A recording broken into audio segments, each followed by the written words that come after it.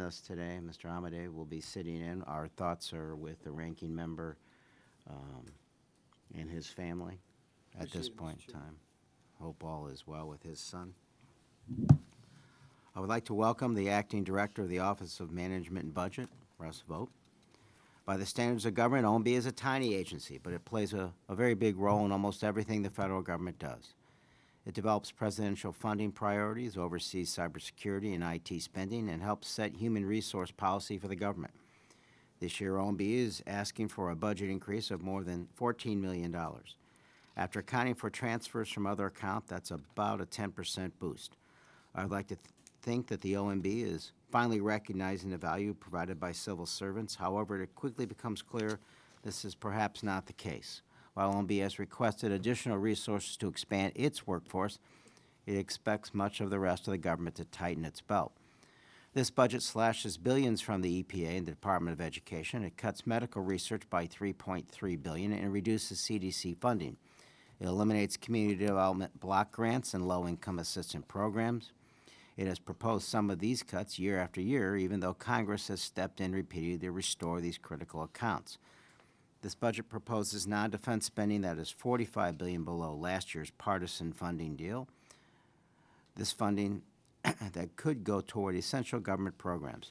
This year's budget also continues the administration's policy of cutting programs that support this country's most vulnerable, all in service of a failed trickle-down policy.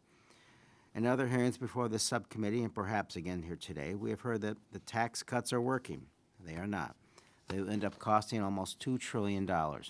We know in 2017 these cuts would not pay for themselves, and we still know it today. The administration would not admit that their tax policy is dramatically increasing our deficit.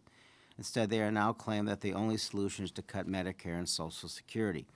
Finally, I must point out the ways in which OMB has illegally blocked appropriations, putting important priorities at risk and delaying essential spending. Just last month, OMB approved a work plan by the Army Corps of Engineers that does not include much-needed funding for Great Lakes resiliency and environmental preservation. This is just the latest in the long line of repeated changes to the work plan that seems to emphasize places that are important to the President politically and personally over areas of genuine need. Additionally, OMB improperly blocked essential foreign assistance to Ukraine. They used a legitimate budgeting mechanism for an illegal purpose. By taking this step, OMB politicized some of the most routine work at the agency. It saddens me that this is what our country has come to. I don't have to remind you that the Constitution vests Congress with the power of the purse, as GIO recently said when it determined that Ukraine withholding was unlawful. The President cannot, quote, substitute his own policy priorities for those that Congress has enacted into law. The appropriation process only works if Congress knows that funding will be spent as directed. I look forward to further understanding the rationale for withholding the funding and hearing the explanation for numerous cuts proposed in this year's budget. Before I turn to the acting director, I would like to recognize Mr. Amade for opening remarks. Thank you, Mr. Chairman, and in view of the fact that I was 4 minutes late delaying the start of this meeting, I will yield